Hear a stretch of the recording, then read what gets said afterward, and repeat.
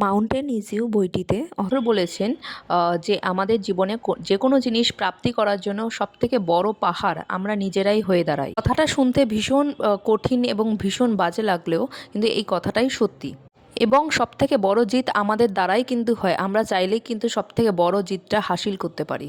যে মাউন্টেনে আপনি নিজেই চড়তে চান, সেই মাউন্টেন যখন আপনি নিজের মনের দ্বারা স্বীকৃতি দেবেন যে আমি পারবো, তখনই কিন্তু আপনি করতে পারবেন কাজটা। প্রথম লেসন আজকে দেব সেলফ সাবোটেজ, যেটাকে বলা হয় নিজের মধ্যে একদম খারাপ কিছু ইমোশন নিজের মধ্যে দাবিয়ে রাখা, যেটা কিনা আমাদের আইডেন্টিটি বা নিউ আইডেন্টিটি গড়তে দেয় না এবং আমাদেরকে লক্ষ্যে পৌঁছতে দেয় না।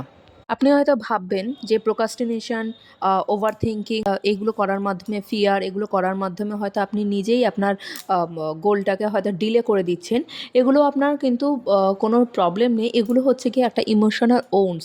এগুলোকে আপনার প্রথমে রিপেয়ার করতে হবে, এগুলোর উপরে কাজ করতে হবে, দেন কিন্তু আপনি আপনার লক্ষ্যে পৌঁছতে পারবেন। লেসেন যেটাতেই আপনি হার্ট হয়ে যাচ্ছেন, সেখানেই কিন্তু আপনি স্টাক হয়ে থাকছেন। ইমোশনগুলো খারাপ কিছু নয়, সেই ইমোশনগুলোকে প্রথমে আপনি হিল করুন, তাহলে কিন্তু আপনার সঠিক ডিল করে তারপরেই কিন্তু আপনার নেক্সট ডিরেকশানে সামনে এগিয়ে যেতে হবে।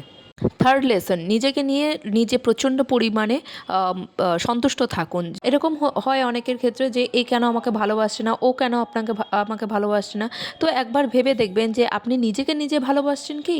তাহলে যখন আপনি নিজেকে নিজে প্রচণ্ড পরিমাণে সেলফ লাভ দিচ্ছেন, সেলফ সাফিসিয়েন্ট ব্যাপারটা আপনার মধ্যে থাকছে, তখন কিন্তু আপনার অন্যদের দিকে চোখ যাবে না। তখন আপনি কিন্তু নিজের মধ্যেই সমস্ত ভরপুরতা খুঁজে পাবেন। যতক্ষণ অবধি আপনি অন্যের থেকে ভালোবাসা চাইবেন, নিজের উপরে নিজে সন্তুষ্ট থাকবেন না, ততক্ষণ অবধি কিন্তু আপনার মধ্যে স্টেবিলিটি ব্যাপারটা আসবে না। স্টেবিলিটি সবসময় এনার্জিকে ফ্লো করে। স্টেবিলিটি তখনই আসে যখন নিজের এনার্জিকে নিজেই রেগুলেট করতে পারবেন এবং আপনি একটা হায়ার ডিরেকশানের দিকে এগিয়ে যাবেন। 4 নম্বর লেসন হচ্ছে গিয়ে আপনার যে কোনো জিনিস জীবনের লক্ষ্যে পৌঁছানোর জন্য অ্যালাইনমেন্ট ভীষণভাবে দরকার। আপনি যত সেই জিনিসটাকে চাইবেন, তত বেশি আপনার মধ্যে রেজিস্ট্যান্স তৈরি হবে, তত বেশি আপনি সেই লক্ষ্য থেকে দূরে সরে যেতে থাকবেন এবং সময় আরও এক্সটেন্ড হতে থাকবে। আপনি আপনার লক্ষ্যের সাথে অ্যালাইনড হয়ে যাবেন, তখন দেখবেন আস্তে আস্তে সময়, সঠিক মানুষ এবং সঠিক অপরচুনিটিস কিন্তু আপনার সামনে এসে ধরা দেবে। 5 নম্বর lesson, let go your old identity.